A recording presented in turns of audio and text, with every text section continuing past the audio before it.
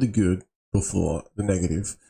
The negative might not be too bad, you know, it's just a little bit of good old governments trying to overreach and do things they probably shouldn't need to do.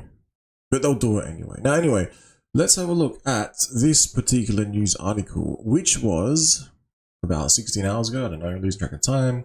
I like my new little stickers here. I think they work well with this particular layout. Now, from here, we have a look at the article that says, is a new all-time high on the table if BTC breaks towards 70k? Well, apparently we are at that particular new all-time high.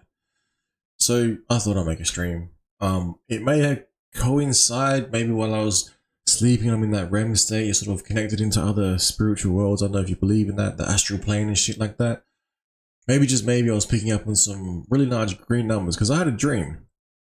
And the dream was that I was looking at GoPulse. Where's my GoPulse? And basically everything except Hex was normal. And Hex had the largest number, and it had something to do with either $2, $22, 2000, something like that, 2,222. I don't know what it was. It could have been percent up, so I went and checked the all-time lows. But everything else was relatively normal, but Hex was just huge greens. Don't know what that means. Back in the day, I remember having a distinct dream about a huge green wick candle up, and then after that, not long after that, a huge, massive candle down, and it kind of looks like what the price of EHEX did. But whether or not that was just pure coincidence, I don't know. But yeah, I'm not saying I'm a clairvoyant or anything like that. I'm just saying that actually happened, and I haven't had a dream. I've been trying. I'm like, come on, give me something, give me something. I haven't had a dream like that for ages. And then this one happened, and then I woke up. BTC's all-time highs, etc., etc. Now the next bit of good news, because no one's probably going to hear this anyway. And no one's going to be like, oh yeah, the clairvoyant guy now. The brokey clairvoyant. Oh yeah, we should listen to the brokey clairvoyant. So we shall move on to different layout. Interesting. This here. So the Kraken is requesting that people suggest to them or propose, put forward tokens which they would like to be listed. I guess they're asking if people know any tokens that maybe get listed. Same too with Binance. Now I'm pretty sure it could be Binance from all spectrum, so not just Binance Australia for instance, but also Binance US and everywhere in between. Now I had a look, I didn't see something just like apply ticket here with one sentence. Similarly to the commentary periods of various legislation that we all might come across in our day-to-day lives. I mean, maybe it's very important, in my opinion, that really well thought, structured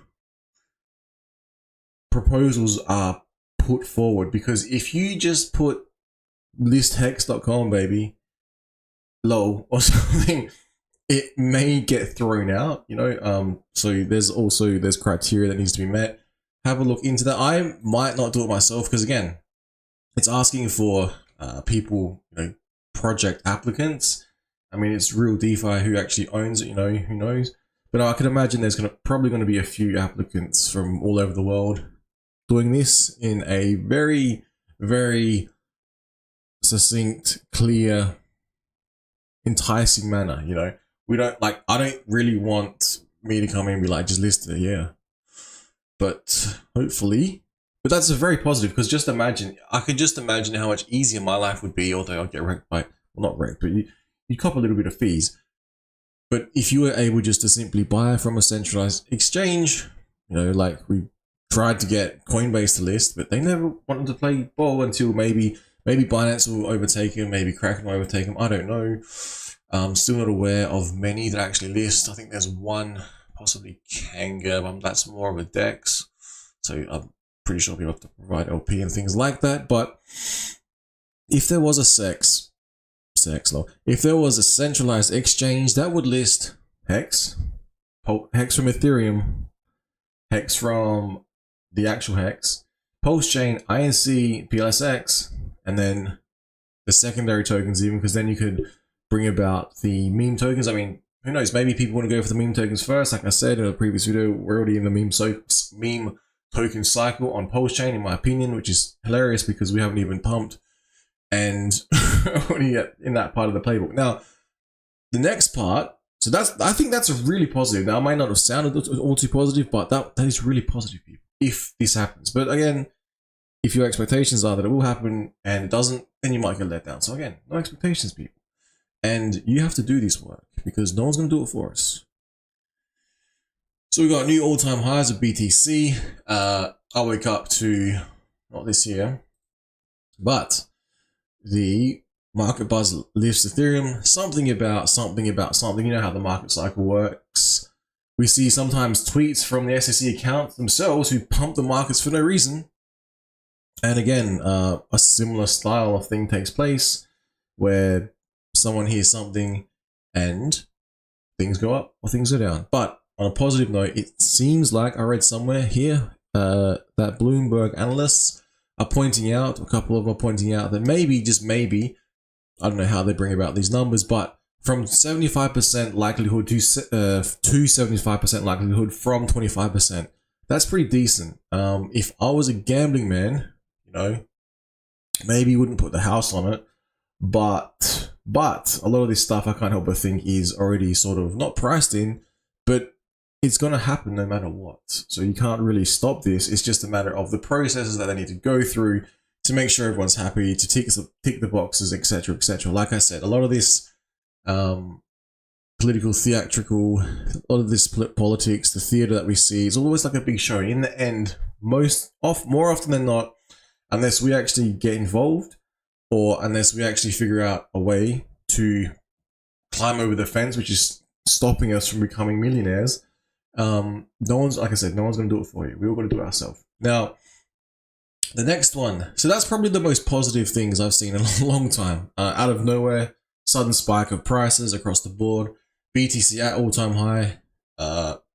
People are still talking about that. Plus $200,000 Bitcoin in this cycle, which would be, I mean, I've seen it before. We've seen this shit before, just continuously pump from like this point here, August 21st, 2020, in the space of a little bit over a year.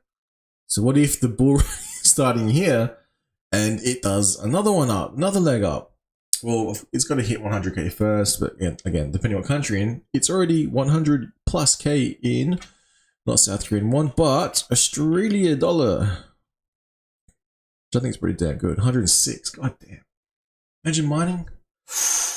That would be some good, that would be some impressive return. Now time for the part where it is no longer relevant to cryptocurrency, but maybe, just maybe, we see the government doing what they always do. They roll out a digital ID. Some people are saying it's absolutely wonderful legislation. It's going to have so much benefits, etc., etc. It's not going to be mandatory. And, you know, but then you get people like me that will point out, hopefully, you know, I'm not sure there was a commentary period on this, but I think they just smashed it through the house, the whole political process. I think they'll just be like, well, you know, if you want to have a, we already saw an example here. Basically, an Australian electrician had been given a government mandate for digital ID. He was able to, however, defeat it by responding in a very succinct, professional manner to be able to put forward your point of view logically, to point out the absurdity of whatever it is that they're trying to achieve here. So someone's saying, you know, you need your digital ID, and he pointed out XYZ, have a read through this if you want, and there was a response to which it was, you know, where is it? No words in the body of the email, just the renewal worksheets attached. So, kind of like when people were being let go, if they were able to have a medical exemption, some jobs, if you had got that medical exemption, there is a chance that you might have been able to almost sit it out, because 12 months later, the whole world seemed to flip on its head. 3-4 years later, those same people who are pointing out there might be some side effects, maybe we should look into this, maybe we should trust it, we should do some scientific research, maybe they were correct. Now, next thing we have here is a good example of why cryptocurrency is important, cash is important, and maybe precious metal is important. So too food and water and shelter and things like that. Means of self-defense, I don't know.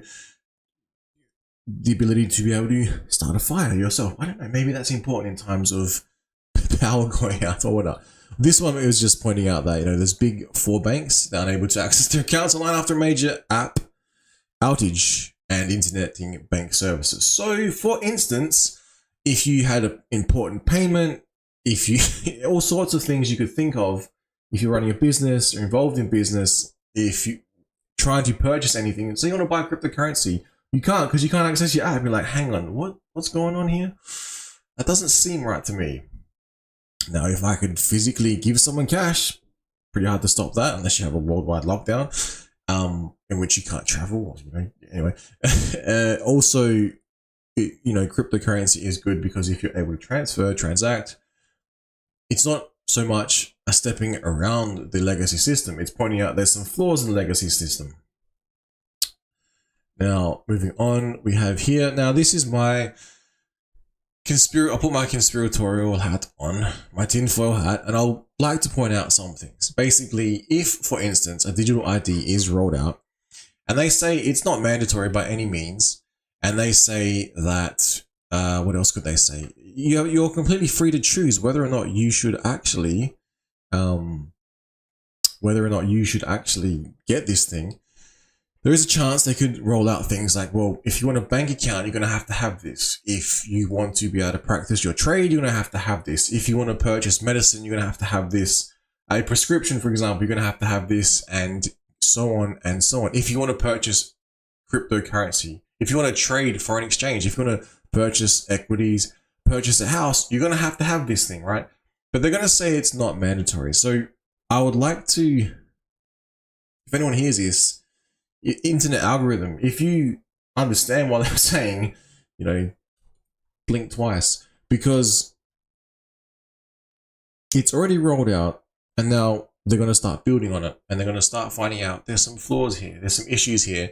Oh crap, we've just rolled out unknowingly a centralized social credit score. So if we have a look here, if for instance you have you're fined from using your mobile phone correctly or incorrectly, because some of them have been detecting incorrectly, pointing out that you haven't been a good passenger of this vehicle. If you haven't got your digital ID, maybe you can't get your driver's license, maybe you can't drive, maybe you can't commute anywhere, maybe you need that for work, and all in all, you will be stuffed if you do not comply with this thing. Next thing could be this sort of thing here. Now, this happened, I think, 24 hours ago, and it's already been forgotten about completely because the news cycle's ticked over, and we're already talking about Ethereum, ETFs, BTC pumping.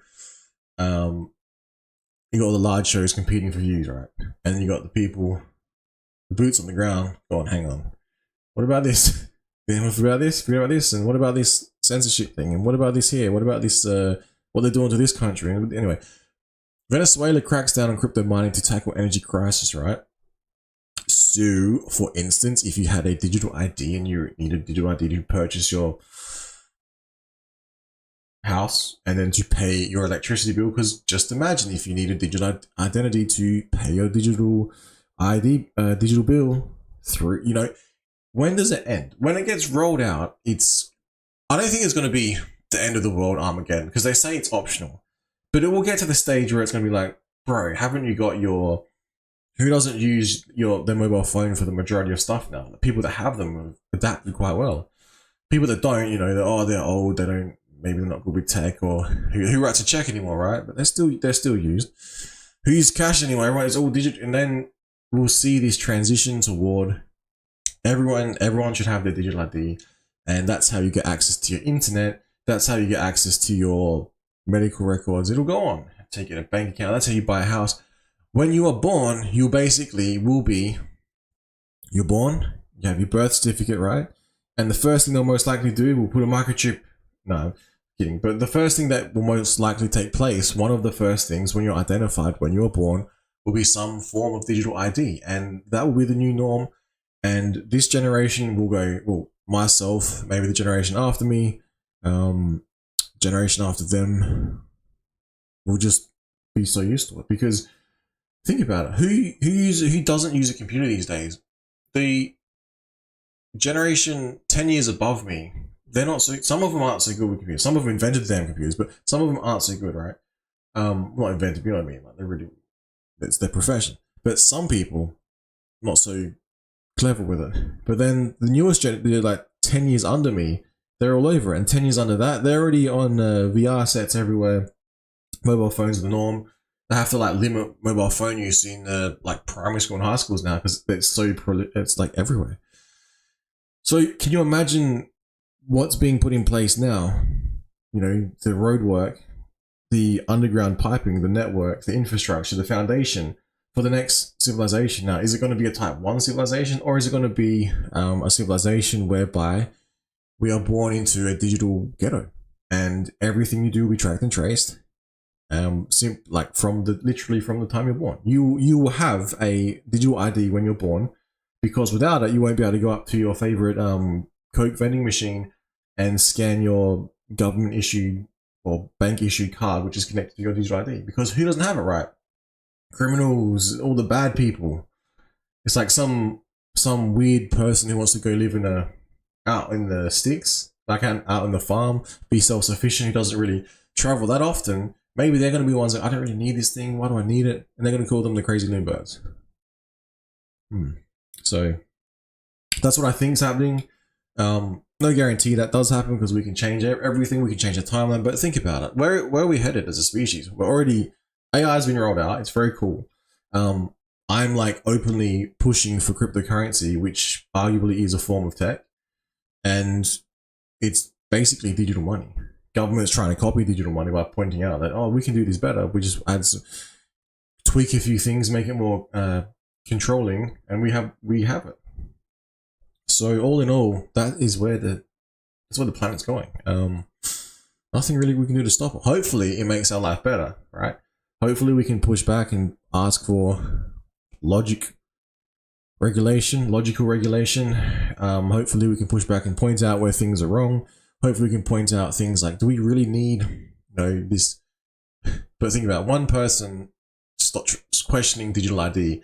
Is it really going to stop the future whereby the whole system in place is going to basically tell you upon birth that you're going to have to digitally identify yourself?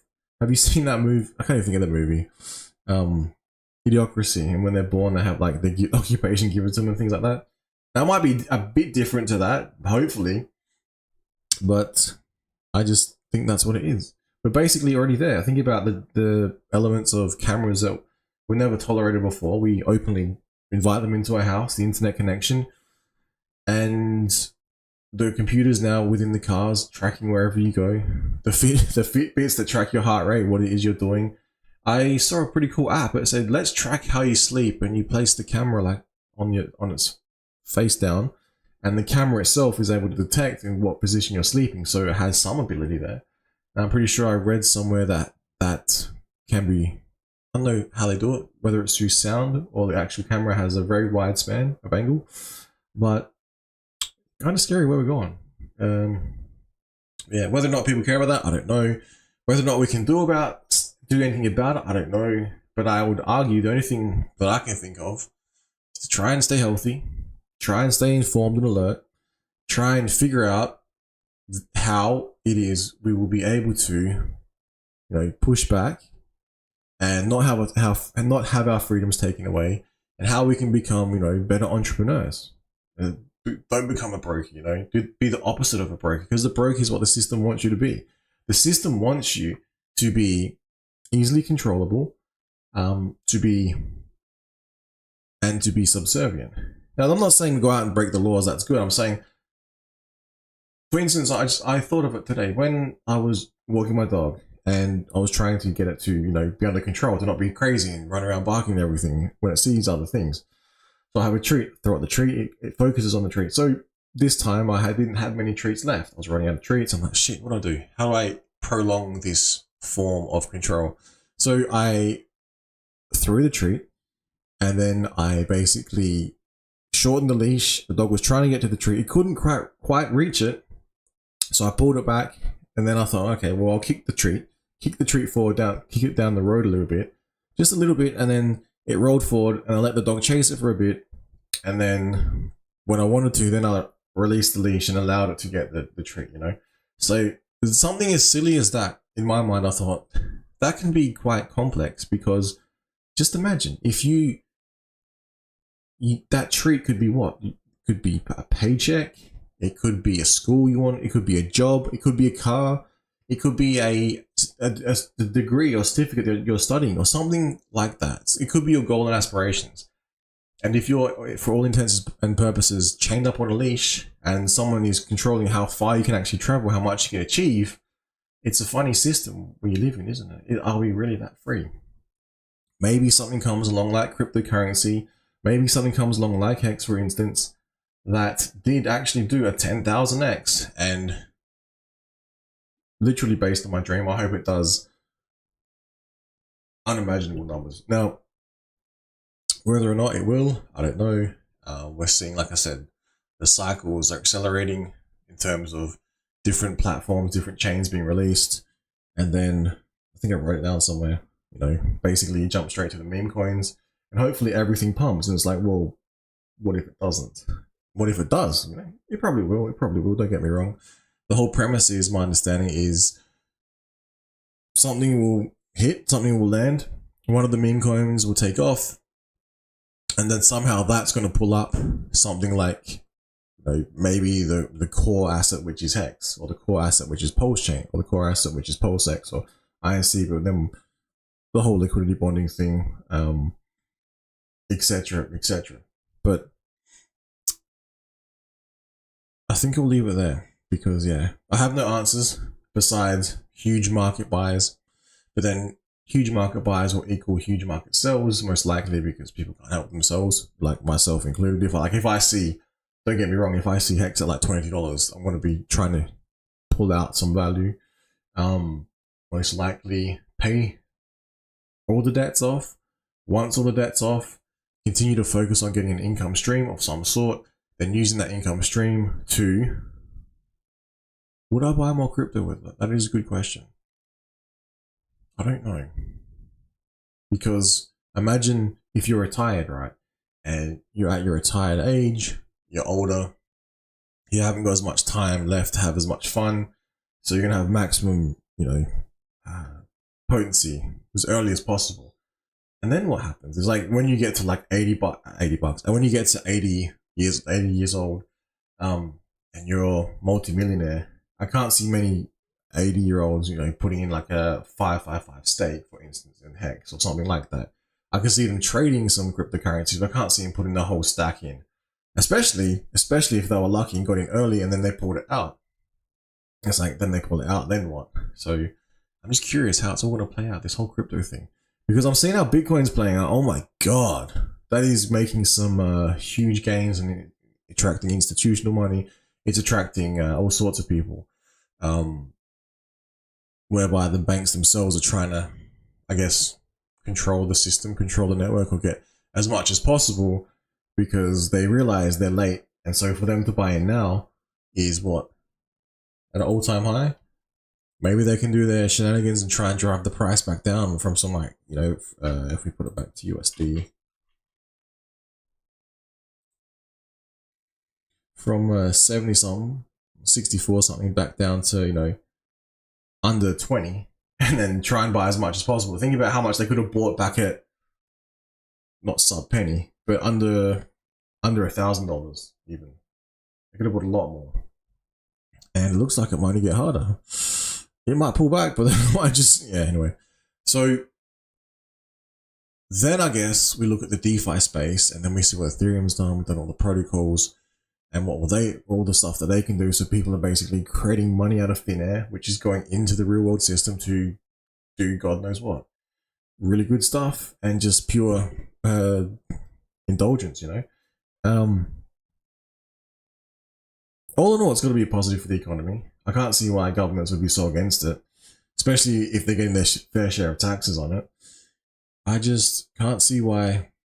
I can't see how the censorship model is going to run like with the freedoms of cryptocurrency, and not in terms of like know your customer or anti-money laundering laws or something like that. I'm saying freedoms in terms of if someone becomes extremely wealthy through cryptocurrency. Like there's an article back here in Australia, some dude got mad rich off DeFi, makes insane amounts of money and has huge profits, huge gains, and like I can't see how that sort of person is gonna enjoy freedoms if they censorship if they impose on him.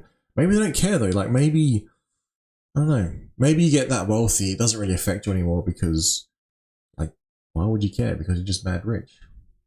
Maybe it's only if you need to go buy something you can't buy it, or if you can't transact something because of a form of censorship, that it would piss you off a little bit. But if you got that much money, you got money everywhere.